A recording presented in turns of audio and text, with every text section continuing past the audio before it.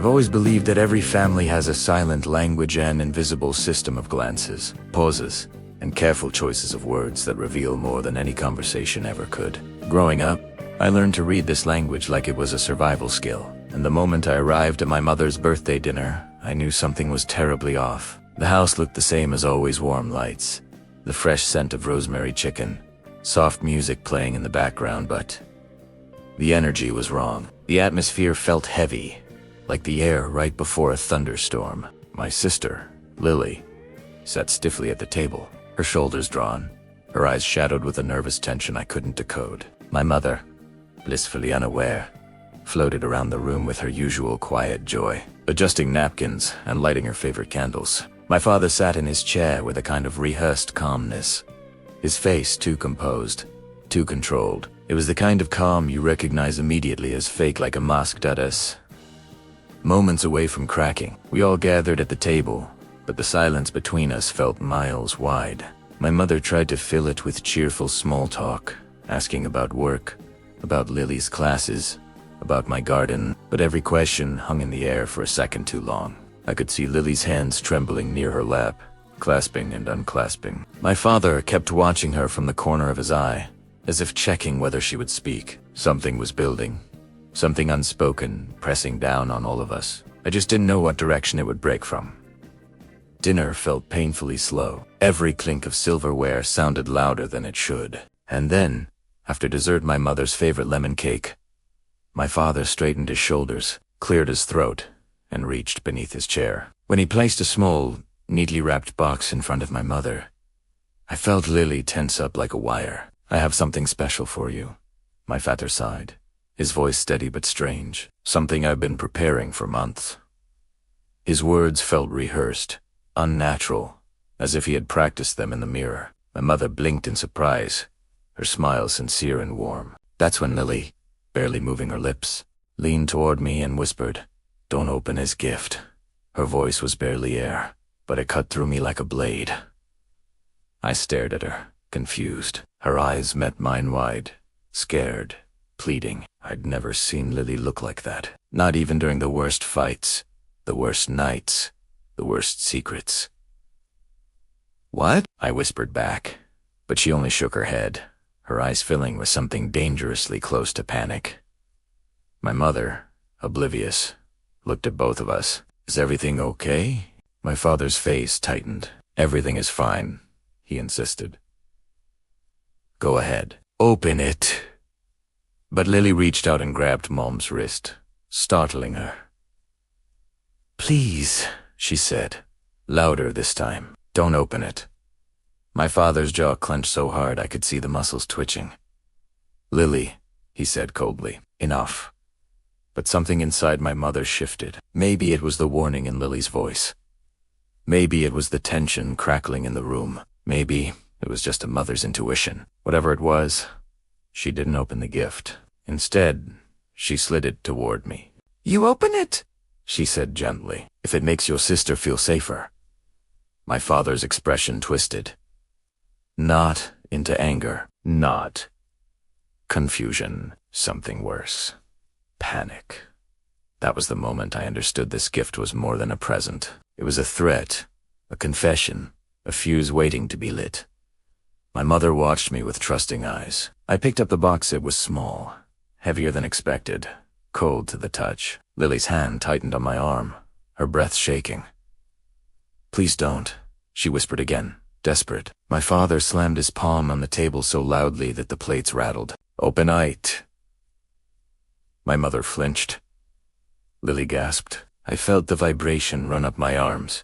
Something had snapped inside him, something fragile and frightening. My mother's voice cut through the tension. "You're scaring everyone." My father didn't look at her. His eyes were on me. "Open the damn box."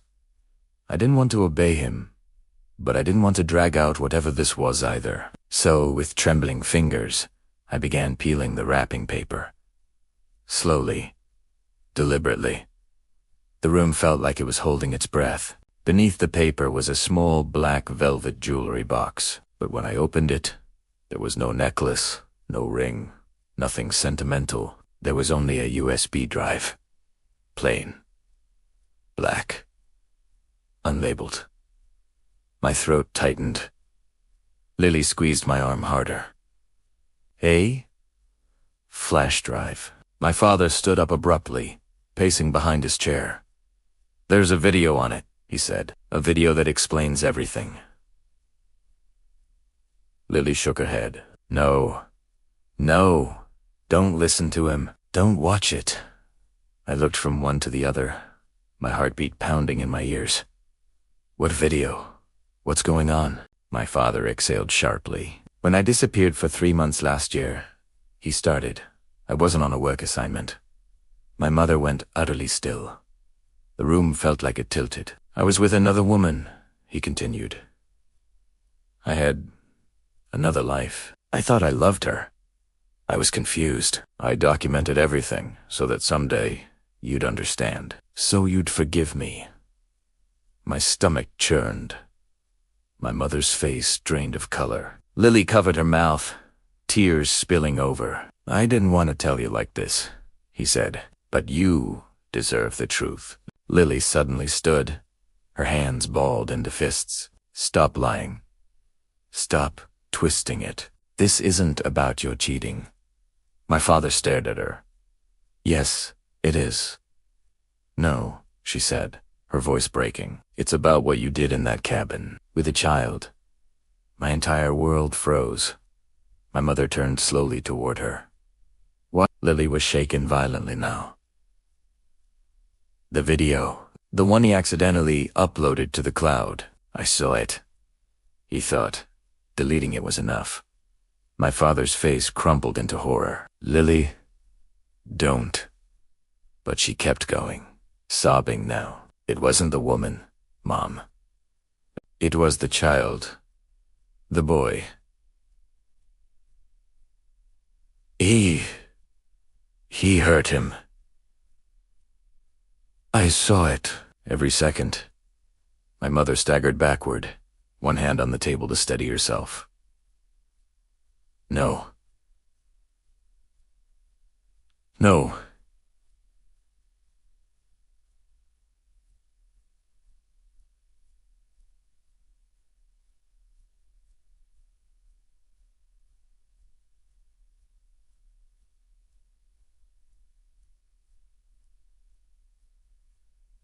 No, my father's legs buckled slightly.